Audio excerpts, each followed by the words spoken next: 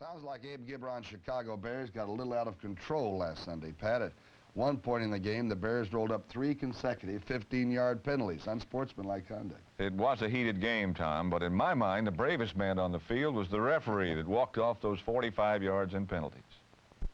It was a cold, wet day in Chicago, but it didn't seem to slow up Joe Namath, who went 3 for 4 in his first possession, including this perfectly placed 30-yarder to number 88, Rich Castor, which put the Jets out front 7-0.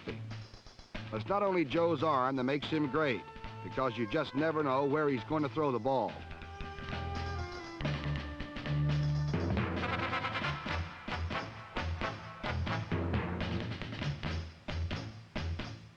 Joe's eye deception routine paid off on this big gainer to number 44, fullback John Riggins, who carries down to the Chicago 24-yard line where a blindside tackle uncorked the football.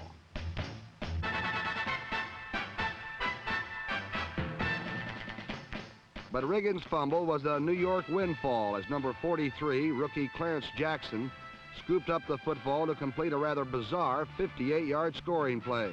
The Jets lead 13-0.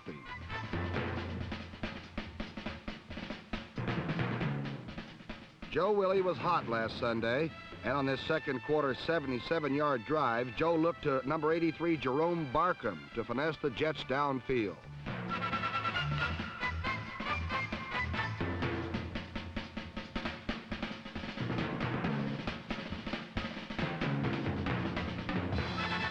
At the 18-yard line, Joe called on number 44, John Riggins, who set up a 3-yard Emerson Boozer touchdown, which made it 20-0 the New York Jets.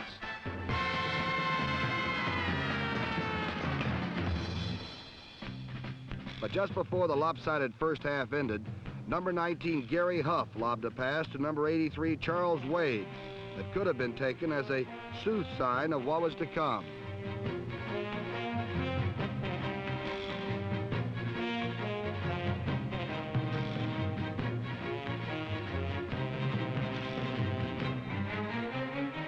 Sure enough, at the start of the second half, Gary Huff and his Bears were on the Jet 11-yard line, where Carl Garrett made a one-arm stab that put Chicago on the scoreboard.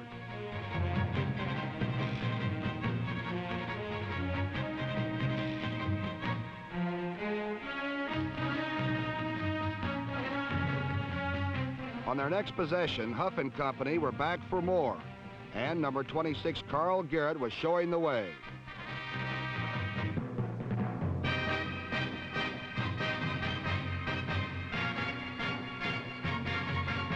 Second-year man Gary Huff concluded the 51-yard drive with a highly poised checkoff pass to number 86, tight end Bob Parsons.